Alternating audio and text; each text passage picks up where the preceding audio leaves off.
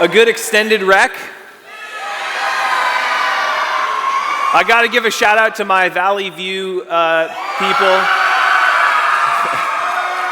They let me go whitewater rafting with them yesterday. It was awesome. I got to sit next to Maurice and Reed and Rachel when she was in the rapids. There's this picture of her, and she's like, it's awesome. So come find me. I'll show you later.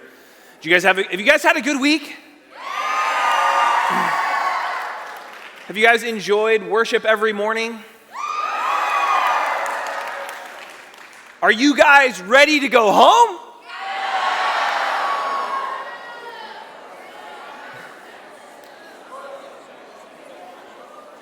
Are you prepared? Right? Because this has been an awesome week, and I'm sure that for a lot of you, like your life really changed this week. Like there's something different about you because of this week. But are you ready to go back to like all the people that weren't here? Are you ready to go back to not having their Pelsu band every morning? Are you ready to go back to not having time dedicated to teaching you what the Bible says every morning and every evening? Are you ready for that? Like, are you prepared for what's to come? This parable, this story that we have for our text this morning, Matthew chapter 25 and verse 14, is one of three stories Jesus tells about being prepared. And he backs up its preparation for his return. If you look back in chapter 24, so if you open your Bibles, we're going to be in Matthew chapter 24 and Matthew chapter 25 all morning. Not all morning, we'll be in some other texts too, but in Matthew chapter 24, verse 36, Jesus gives this long teaching in the first 35 verses of Matthew about the destruction of Jerusalem. And there's more I could say about that now, but I won't. And then he says, but about that day, he transitions in verse 36, about that day, that is the day that I finally return, you know, like a master who's been gone for a long time and he comes home to his servants. No one knows. No one knows. So when preachers tell you they're prophecy experts and they know when Jesus is returning, they're saying they know more than Jesus, because this is what he says. No one knows, neither the angels of heaven nor the Son, but only the Father. No one knows. Are you going to be ready? There's this show that started in 2012 called Doomsday Preppers. Have you guys seen this show, Doomsday Preppers? It's all about people who organize their lives to be prepared for the end of the world as we know it. So they prepare for the collapse of the financial system, and they stockpile food and guns and ammunition. And they prepare for the collapse. They prepare for a nuclear winter. They prepare for anarchy. They prepare for the end of the world as we know it. And they try to, the premise of the show is it looks at the plans these people have to be prepared for the end, and then they bring in these independent consultants that say, how feasible, how effective is this plan? If this disaster were really to happen, would it work? And they evaluate their plan, and the goal that these people have is that they're going to escape the end, right? But this show is the most popular show on this channel's history. And they did this survey, and they found that 40% of Americans think that it's a better investment to stockpile food and guns than to have a retirement plan, because they think the end is coming. And you think, well, who were they surveying? These are crazy people. Did you know that there was a story that ran in the New Yorker a few years ago, and it talked about tech billionaires in Silicon Valley? Did you know that over half of the tech billionaires in Silicon Valley have a doomsday prepared apocalypse insurance home somewhere in the world? About half of them have a home in New Zealand that they can escape to, because New Zealand is an isolated island that is self-sustaining. It's not just crazy people. It's the people who see all the data that's on your phone. They think the end is coming. And so they want to be prepared. And how do they prepare? They prepare to escape. You're not going to be able to escape when you go home. And that's not what Jesus calls you to. This morning, Jesus talks about being prepared. And he says, you need to prepare for the unexpected. He just said in verse 36, Matthew 24, verse 36, you don't know when it's going to come. He interprets it further in verse 44 of Matthew 24. Therefore, you also must be ready, be prepared. Why? For the Son of Man is coming at an unexpected hour. You don't know when he's coming. And don't try to guess, because Jesus says you're not going to know. He doesn't even know. Only the Father. It's a waste of time to try and guess. So be prepared. And then he tells these series of stories, the stories of these 10 bridesmaids in Matthew 25, verses 1 through 13. Look at how it ends in verse 13. Keep awake, therefore, for you know neither the day nor the hour. Be prepared, because it's going to be unexpected. Then he tells this parable of talents in the text that we read this morning, this parable where this master shares his money with his servants. And then after that, he tells another parable, another story about, look at 25:31. When the Son of Man comes in his glory, all the angels with him, then he will sit on the throne of his glory. This is when Jesus finally comes, when heaven and earth meet, and there's no more difference anymore between what happens on earth and what happens in heaven. Be prepared. It's coming. And throughout each of these parables, the message is, get ready. You don't know when it's going to happen, so get to work. You see, Christians, believers, people who follow Jesus, the way they prepare for the end is not by escaping. The way you prepare for the end is by engaging. It's by loving the people around you. It's by building a community. Martin Luther said that if I knew Jesus was returning tomorrow, I would plant a tree today.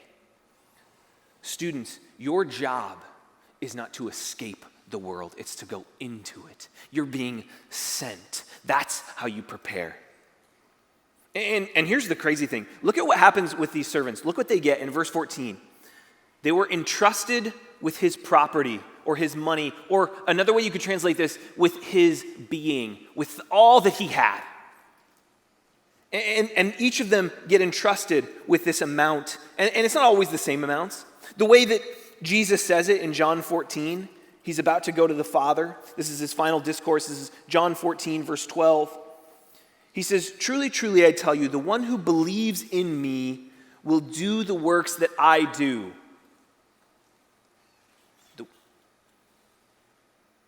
The healing and the casting out demons and the loving people and the stuff that Jesus does. He will do the things that my Father, I tell you, the one who believes in me will also do the works that I do. In fact, he will do greater works than these because I am going to the Father. So Jesus is going, and you're supposed to prepare by doing the things that Jesus did. Like, you have now Jesus' ministry. Now you're supposed to be Jesus in your school and in your home and in your town and in your wherever God calls you to be. That's your ministry is Jesus' ministry. That's your job. Whatever you get paid to do, it doesn't matter, because if you follow Jesus, if you're prepared to follow Jesus, it means you have Jesus' ministry. Does that freak you out? Because it should. I remember when my first child was born, my daughter Charlotte, she's 11 now. I got a call from her last night, and I step outside and I said, Charlotte, I'm going to tell a story about you tomorrow. And she goes, oh, are you going to talk about how when you and Mom found out that you were pregnant, you were so excited and you thought for sure you were going to have a boy, and then when you found out you're having a girl, you cried about it? And I said, I should share that, Charlotte. But that's not what I'm saying. I'm the oldest in, not the oldest, I have a twin sister, and we're the youngest in my family. So I didn't grow up around little kids. I never changed a diaper. I didn't watch. Some of you are oldest siblings, and you shared in raising your brothers and sisters, right? So you know what that's like. You've changed diapers. You've watched them. You've kept them from dying. You know, that kind of thing. Well, when we found out that we were going to have our first child, I was really freaked out. You know, I wasn't someone that had spent a lot of time around children, and so I was like, we took all the classes, and I was trying to get prepared for the arrival of my daughter. I was just trying to get ready. And I was terrified, and I took all the classes, and did you know there are all kinds of, like babies have this soft spot on their head that, like, if you press it, they die. It's like a self-destruct button that's just built in. And like sometimes at night they just cry for no reason. They're fed and they have clothes, and you just kind of want to like shake them, you know? You're not supposed to do that, okay? And I didn't know any of this. And you know, there were times when, you know, my oldest daughter was crying, and I was like, I think shaking her would be a good idea, you know? I can't think of anything else. I didn't do that, but. And so I was so scared about, how do I do this? How do I be a dad? How do I not just like raise her to love Jesus, but how do I just keep her alive, And so we took all the classes, and I went to church, and I was working in a church, and these lovely old ladies, they would say, are you excited? Because they can see that my wife's pregnant. I was like, yeah, I'm excited, but I'm really nervous, I'm really scared. And they always told me, they would look me in the eye, and they were so sweet, those little old ladies, and they'd say, don't worry, you'll know what to do. And they're liars. Because I didn't. And when my daughter first got sick, we were up and it's like 4 a.m.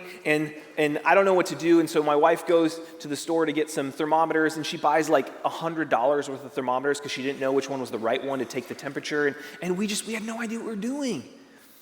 And when you go back, you're going to feel that way. And you're going to go, how can I possibly have the ministry of Jesus? Like, how am I supposed to love people like Jesus loved people? How am I supposed to do this? It's impossible for me to do this. And guess what, students? It is. It's impossible for you to do it. I remember the first preaching ministry I had. I wrote an email to one of my professors. I was like 4 weeks in. I was so excited about this ministry and to preach the gospel. And I got to like the 4th week, and I was out of material. And so I sent an email to my preaching professor, and I said, how do I do this? I don't think I can do this anymore. It's been a month. And he said, you can't. Oh, thanks. He said, you can't. But God can do this. Make yourself available. It reminds me of what Paul says in Romans chapter 8, verse 11. This is what he says. If the spirit of him who raised Jesus from the dead dwells in you, can you raise people from the dead? This is an easy answer. Can you raise people from the dead? No. But the Spirit of God that raised Jesus from the dead, where does it live? It dwells in you. He who raised Jesus from the dead will give life to your mortal bodies, and through his Spirit that dwells in you. The same Spirit that raises the dead, the same Spirit that heals the broken, the same Spirit that God breathed on the disciples in Acts chapter 2, dwells in you, students. You can't do the ministry of Jesus, but God can do it in his Spirit working through you if you make yourself available to him. You see, he gives you all these gifts to accomplish it. And I don't have time to talk through all of what these gifts are, but you get the Spirit to empower you. But here's the thing, if you don't go and make yourself available for the Spirit, he's not going to move. You have to be there. You have to push yourself in a position where the Spirit has to work. He gives you this. You go, how do I follow Jesus? Start reading the Word. My mom was a flight attendant, I told you that, when I was in high school. And when she was gone, she would write these notes. And she would put them in my bathroom on the mirror, or she would put them at various places in the houses where she knew I would be, on the refrigerator. She knew I liked to eat food. And so she would leave these notes for me. Now imagine if I took these notes and I collected them all together, and I loved these notes. And I read them every day, and I memorized them. I said, Mom, I love your notes. They make me, I would sing her notes. And they were so beautiful, and I would bind them in this like leather-bound this like notebook that was like leather-bound. And then when she got home from her trips, and she said, so did you do the things that I asked you to do when you were gone? I said, well, no, but I read them. I memorized them, Mom. This is God communicating with his people how to live. Read Matthew 5-7, the Sermon on the Mount. You want to know, what does this look like? How do I pray? Read Matthew 6. How do I give? Read Matthew 6. How do I talk to my friends about Jesus? Read the Gospels and see what Jesus did. Like, he gives you his Spirit. He gives you the Word. He gives you spiritual gifts. And some of you are like, what? Me? And part of the problem is that you feel like you don't have spiritual gifts is because you've never worked at them. It's like people who play a sport, and the first time they pick up a football, or they kick around a soccer ball, or they pick up an instrument, or they try acting on a stage, and guess what? They're pretty bad at it. Because like everything else, spiritual gifts have to be cultivated. Paul gives this lengthy teaching about spiritual gifts in 1 Corinthians 12-14. Study that as a church. Go to your youth minister, say, okay, we're going back, we need to prepare, we need to talk about what our gifts are and how to cultivate those gifts. They'll study it with you. Go to Romans chapter 12, where Paul talks about the gifts of the community. Here's the other thing he gives you. He gives you these leaders. I said it this morning to a group of leaders. The hardest job at Move. I've done just about everything here except, the instrument stuff, playing on the band. No, that is not a gift God gave me. The hardest job here is the adult leaders. Because at the end of the night, when we go home or after the session, when we go back to our rooms and we get to eat lunch and then we sit in air conditioning or we take naps or whatever, they're talking with you. They're ministering with you. They are guiding you and loving you and showing you what Jesus looks like. They're not perfect. I know that. They know that. But students, if you want to know what it looks like to follow Jesus, look at your adult leaders. Adult leaders, if you want your students, if you want your ministry to look like Jesus, show them. That's the ministry that you have. So you have the Spirit of God working in you. You have God's word to guide you in what this life should look like. You have this community of believers, these friends around you. You have these leaders that can help you discern the will of God, discern the voice of God. He's not left you without resource, but you cannot do it on your own. You will fail if you do not engage in this ministry that God has called you to. And I've seen it. I was in ministry for a long time, and I remember these two students. I'll never forget them. We'll call them Jack and Diane, okay? And Jack was this incredible athlete, incredibly gifted guy. I mean, he was the kind of guy that he was the guy that all of his friends, he could convince them to do all kinds of stupid things. And they were like, oh, Jack says we should do it. This is, we'll do this dumb thing. And he had so much influence and so much just natural, raw ability to get people, to move people. I'd never seen a student like this. And I remember he came up to me after service one night. We were doing youth ministry, and I was preaching about the gospel, and I was talking about how God wants to move through you doing powerful things. And I told this story about God shaking this car to get this guy to go inside and to do this incredible thing, and it was scary. And Jack came up to me and he said, Tyler, I want that. I want this incredible experience. And I said, okay, Jack, then obey. He said, what do you mean? I said, do the small things God calls you to do. If you do that, he's going to put you in a position and you're going to see big things. Well, Jack wasn't interested in working. He wasn't interested in cultivating his gifts. He wasn't interested in, it was just too easy for him to have fun. And then there was Diane. Diane, I just thought she was this silly, smiley girl who was a terrible driver. Turns out, I didn't know this at the time when she was a high school student, she struggled with a sensory disorder. She was dyslexic. She really struggled in school. She worked really, really hard at it. And I don't think Diane got asked on a single date when she was in high school. She wasn't especially pretty. She wasn't especially smart. She wasn't a good athlete. She didn't play an instrument. She didn't have a lot of gifts that so many of you have these incredible gifts. She didn't have those. But instead of looking at her peers and going, if only I had that, then I could do the thing that God wants me to do. If only I had her body or his ability and the list goes on, right? It's comparisons. You know what Diane did? As a terrible driver, she drove kids to church every single week. She just invited everyone. She was unfailingly kind. She was a devoted sister and a friend, and she brought her little sister and her little sister's friends to church, and she just loved Jesus. And she was herself, right? She wasn't somebody else. God's not calling you to be somebody else. He's calling you to be who he made you to be. And Diane, she transformed her school. Transformed it. The number of students that came to know Jesus because she decided, you know what, I don't have all these gifts, I don't have all these abilities, but what I have, I'm just gonna be faithful to Jesus with it. You want Jesus' ministry? Take what you have, take who you are, and offer it to him. And he'll do a work like you can't imagine.